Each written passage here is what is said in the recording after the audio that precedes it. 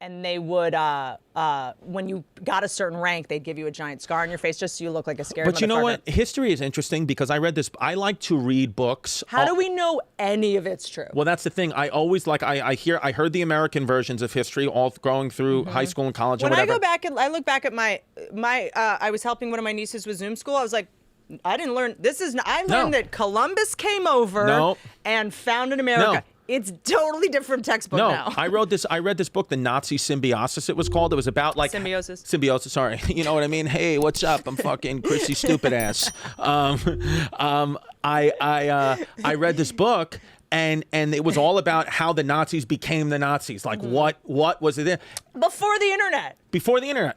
And it was like all the ideas they got in the Holocaust for like gene therapy and like all this like, you know, stuff that they would like, you know, take Holocaust victims and like do horrible things and try to like mix their genes and their blood to do that. They got that from the British and the Americans. They were the ones doing it first, and they were the ones like Gregor Mendel, like kind of like with the you know, trying to manipulate the peas genes and do that. The Nazis were like, oh, they're doing it. That's where they stole the science. And then allegedly, according to this book, you know, the West, the Allies knew, like Churchill and FDR knew that what was going on in the Holocaust, but they were yielding results. The Nazis were yielding results with like, there's a lot of things that happened with medicine, like out of the Holocaust. And they were like, oh, let's not raid that until, you know, because they're getting these results, we can make money at doing this. It wasn't until they stopped getting results and Hitler kind of went off on, you know, and was like, oh, I want to go attack Russia and kill everybody in Russia. And he was like, just kill everyone in the Holocaust camps. And they stopped doing science. Then they liberated the camps. So sometimes it gets murky with history. I'm like, not everyone's all good or all bad here. And also it's like, I'm doing this thing, this project in Harper's Ferry. Everyone's heard about it. That I work with, but in Harper's Ferry, West Virginia, where the John Brown raid. That's beautiful. The Harper's Ferry, West Virginia is one Hilltop of the House. So it's one of the craziest sceneries I've ever seen in my life. So my dream is to renovate that hotel. My dad managed it when I was a kid. Dude. Right there where the John Brown raid. And growing up, I would, my babysitter was the John Brown Wax Museum. Yeah, Robert E. Lee came in. He was the one leading the charge. Exactly right.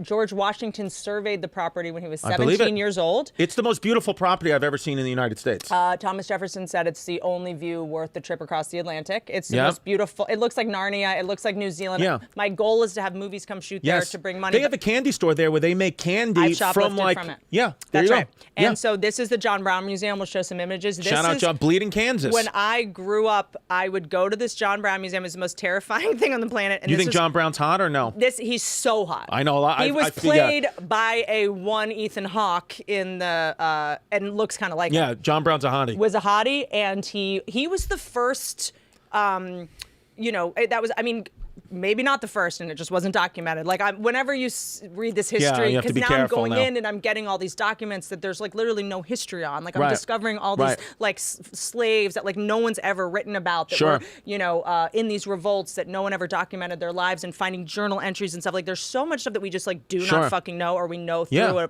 a lens that's just not true. But I would spend my childhood, this is probably why I'm such a twisted person, at this creepy ass John Brown Wax Museum. I believe it. And it's my dream to rebuild Wait, this. you grew up in Harper's Ferry? I spent my summers there. That's amazing. I need to make sure my daughter sees that place. So look, I will take you. I'm going on the 20th. Let's go. So look, I've got. Well, I can't because of COVID. Oh, this is like the deck. They don't care in West Virginia.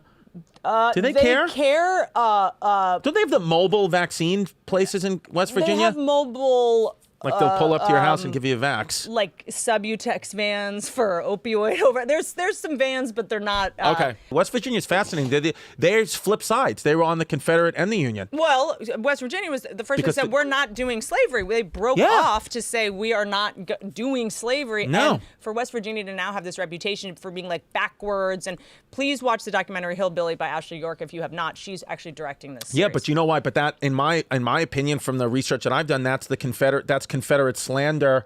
It's from this day. It's like because they were pissed that when West Virginia flipped sides and Lincoln let Virginia flip it. So now the Confederacy was like, okay, now we're going to fuck West Virginia and say that they're hillbilly backwards people when they never really were.